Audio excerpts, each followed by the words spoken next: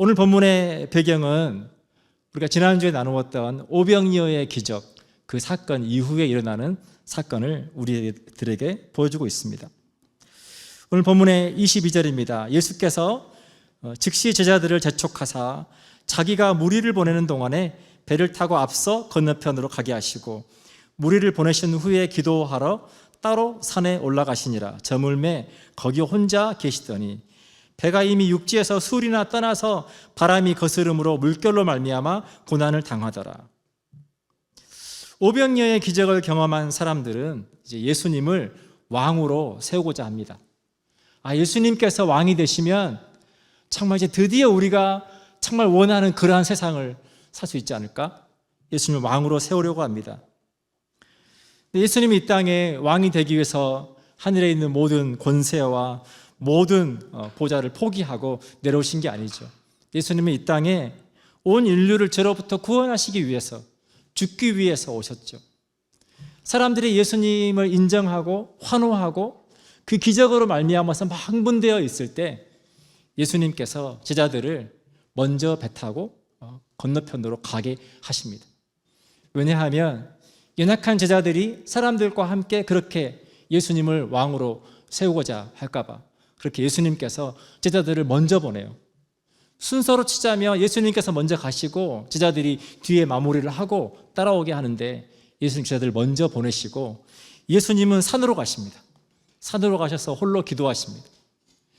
예수님께서 그 많은 사람들을 다 보내시고 그 많은 사람들의 환호와 그 모든 감격을 뒤로하고 홀로 산에 올라가셔서 기도하신 내용이 뭘까를 생각을 해보면 하나님, 제가 교만하지 않게 해주십시오. 겸손하게 해주십시오. 제가 가야 할 길을 갈 수 있도록 넘어지지 않게 해주십시오. 그 기도를 하지 않았을까 생각합니다. 사랑하는 여러분, 우리가 신앙생활할 때 어쩌면 가장 위험한 순간은 하나님께서 저와 여러분을 축복하실 때입니다. 모든 것이 너무나 감사하고 우리가 하나님의 기적을 경험하고 사람들에게 인정받고 내가 뭔가 잘했다라고 생각할 때 여러분, 그때가 어쩌면 참 위험한 때입니다. 왜냐하면 우리는 너무나 교만해지기가 쉬워요. 우쭐해지기가 쉽습니다. 우리는 끊임없이 하나님 앞에 하나님 겸손하게 해주십시오. 제가 가야 할 길을 온전히 갈 수 있게 해주십시오. 그 기도가 저와 여러분의 기도가 되어야 할 줄로 믿습니다. 먼저 배를 타고 떠난 제자들은 큰 풍랑을 만납니다. 그것을 인해서 큰 어려움 가운데 있습니다. 근데 우리가 한 가지 생각해 볼 것은 뭐냐면 지금 제자들이 먼저 떠난 그 길은 예수님께서 가라고 하신 길이에요. 근데 예수님께서 가라고 하신 그 길 위에서도 어려움을 만날 수 있다는 것을 기억해야 합니다. 그 시간에 그 제자들이 배를 타고 가다가 만난 그 강한 바람, 그 강한 바람은 제자들을 너무 큰 어려움 가운데 빠지게 합니다. 목숨을 잃을 수도 있겠다라는 두려움 가운데 빠지게 합니다. 그런데 우리가 그 고난을 생각을 해보면 예수님께서 일부러 주신 고난도 아니고 제자들이 잘못된 선택을 했기 때문에 그들의 삶 가운데 찾아온 고난도 아니라고 하는 것입니다. 우리가 이 땅을 살아가는 날 동안 우리의 삶 가운데 그러한 강한 바람 같은 일들이 너무나 많이 일어나는 것을 경험하게 됩니다. 의도하지 않았지만, 우리가 계획하지 않았지만 그러나 우리가 그런 강한 바람을 만나고 지금 제자들과 같이 어려움 가운데 처할 때가 있다라고 하는 것입니다.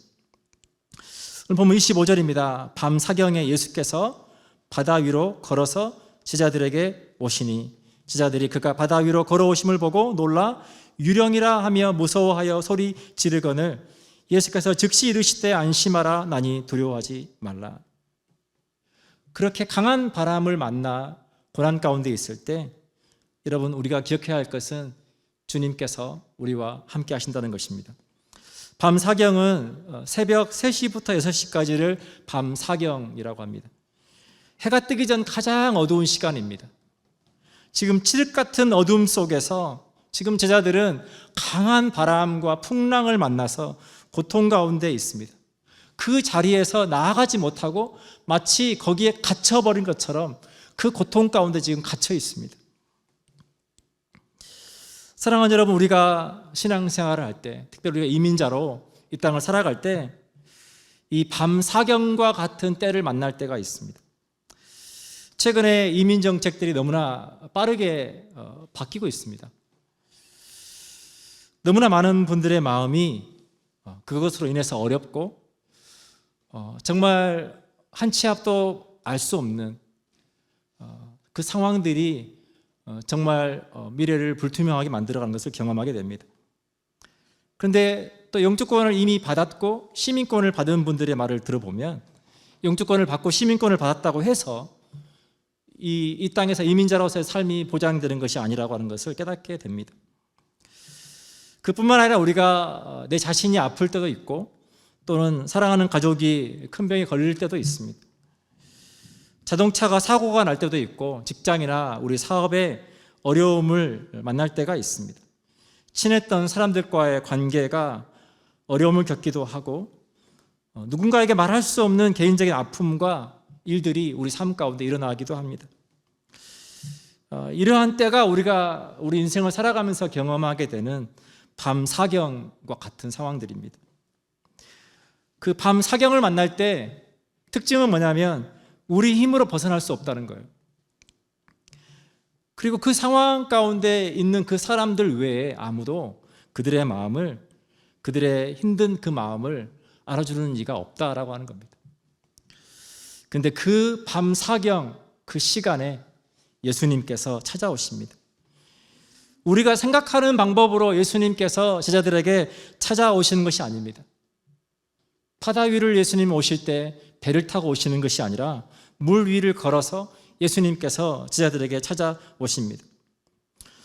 여러분 잘 아시는 것처럼 제자들은 이미 예수님께서 수많은 병자들을 고치시고 귀신을 쫓아내시고 물을 포도주로 바꾸시고 오병이의 기적을 통해서 수많은 사람들을 먹이시는 것을 경험을 했습니다. 그렇지만 예수님께서 물 위로 능히 걸어오실 수 있는 하나님이시라고 하는 것을 알지 못했어요. 그래서 예수님께서 그들에게 찾아올 때 예수님을 보고 그들이 기뻐하고 안심한 것이 아니라 유령으로 착각하고 무서워하는 것을 보게 됩니다. 기뻐할 상황에서 기뻐하지 못하고 두려워할 수 있다고 하는 거예요.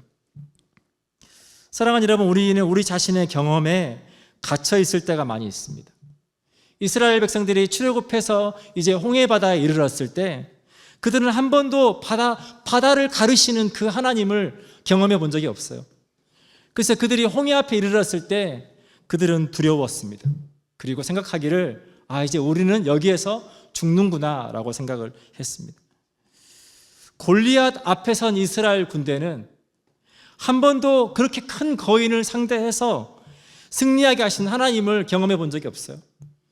그래서 나가서 싸울 엄두를 내지 못하고 벌벌 떨면서 숨어 있는 것을 보게 됩니다.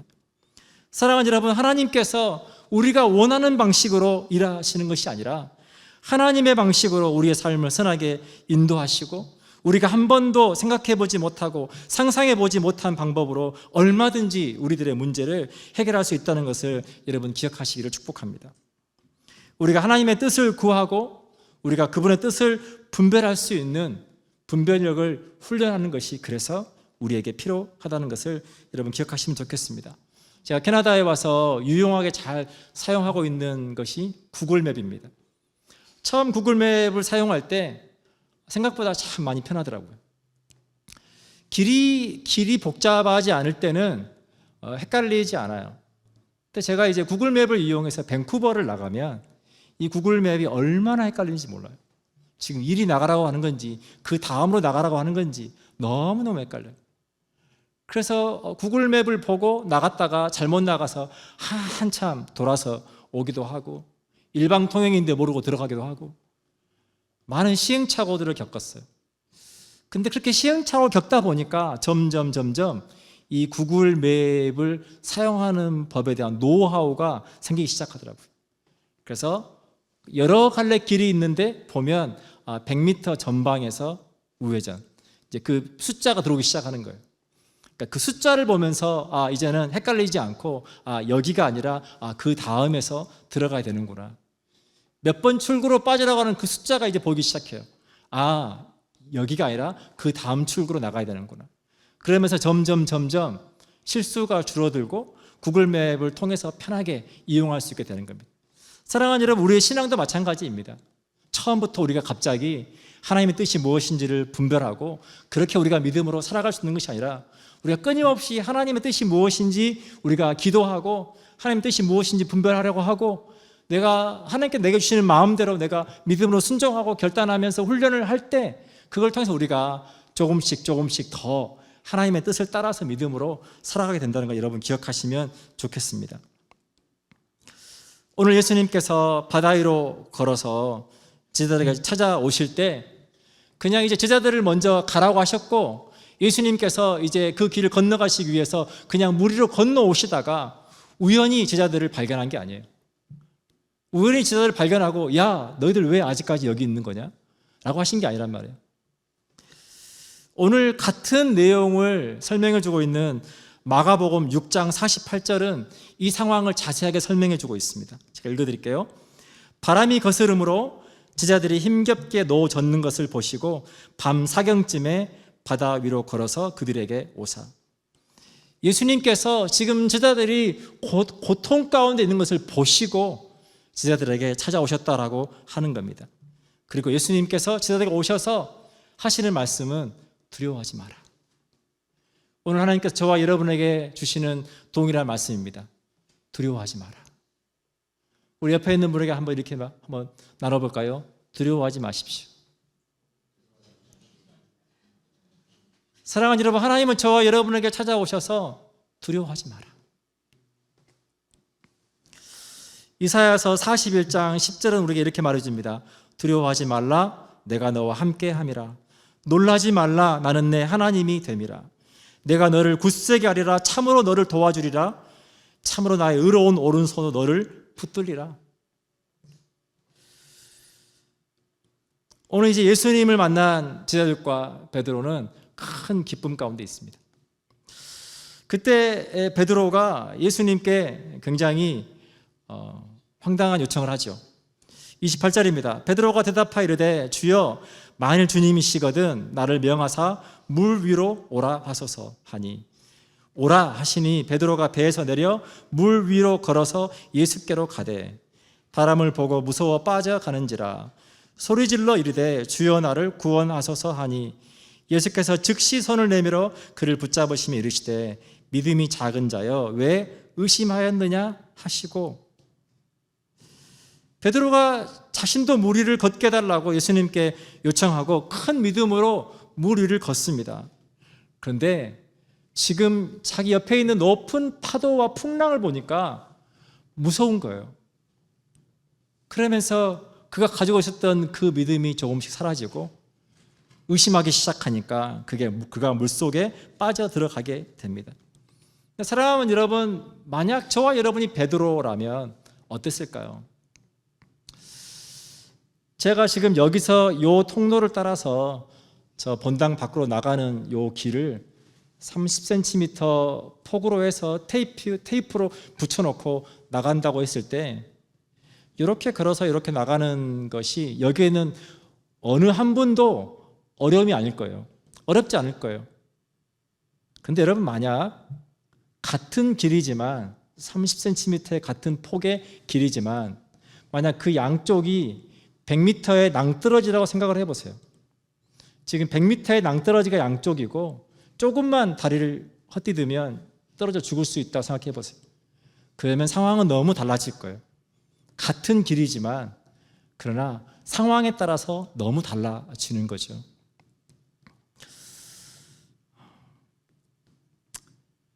사랑하는 여러분, 우리가 신앙생활할 때 하나님께서 우리에게 믿음을 요구하실 때 그 상황과 그 일들이 그와 비슷할 때가 있습니다. 중국에서 한참 이제 관광지 붐들이 일어난 게 뭐냐면 유리다리예요. 그래서 중국의 그 장가계에 굉장히 높고 긴 다리가 있는데 높이가 300m 그리고 길이가 430m. 근데 그게 다 유리다리예요. 근데 그 유리다리로 이렇게 사람들이 지나가는 것을 보면 재밌는 것이 있어요. 어떤 사람들은 아무렇지 않게 그 다리를 즐기면서 지나가고 심지어 바닥에 슈퍼맨 같이 엎드려가지고 막 사진을 찍기도 합니다. 그런데 어떤 사람들은 그 유리 밑에 보이는 낭떠러지를 보면서 한 발자국도 못 디디고 거기에서 꼼짝 못하고 있는 사람들이 있어요. 더 재미있는 거는 그 시력이 좋지 않은 개도 거기 앞에서 벌벌 떨면서 그냥 주저앉아 있는 개도 있어요. 우리가 신앙생활할 때 그러기가 쉽다라고 하는 거예요. 우리가 하나님을 바라보지 못하고 그 유리 밑에 있는 낭떠러지를 바라보면 우리도 그렇게 두려울 수밖에 없다라고 하는 겁니다. 물에 빠져 들어가는 베드로에게 예수님께서 손을 내밀어서 그를 잡아 건져내 주시면서 베드로에게 이렇게 말씀하세요. 믿음이 작은 자여, 왜 의심하였느냐? 여기서 중요한 것은 예수님께서 베드로에게 믿음이 없다고 말하지 않으세요. 믿음이 없는 자야라고 하지 않으세요. 믿음이 있어요. 믿음이 있지만 우리가 환경을 바라보기 시작할 때 그 믿음이 작아져서 물 위에 서 있을 수 없는 믿음이 되고 말았다라고 하는 거예요. 사랑하는 여러분, 우리가 하나님을 믿는 믿음을 가지고 신앙생활을 할 때 우리는 끊임없이 선택해야 됩니다. 하나님을 바라볼 거냐, 환경과 상황을 바라볼 거냐. 또 우리가 상황을 바라보기 시작하고 사람들의 말을 듣기 시작할 때 우리의 믿음은 작아지고 흔들릴 수밖에 없다는 것을 여러분 기억하시면 좋겠습니다. 로마서 4장 18절에서 22절은 사도 바울이 아브라함에 대한 이야기를 우리에게 해주고 있습니다. 제가 읽어드리겠습니다.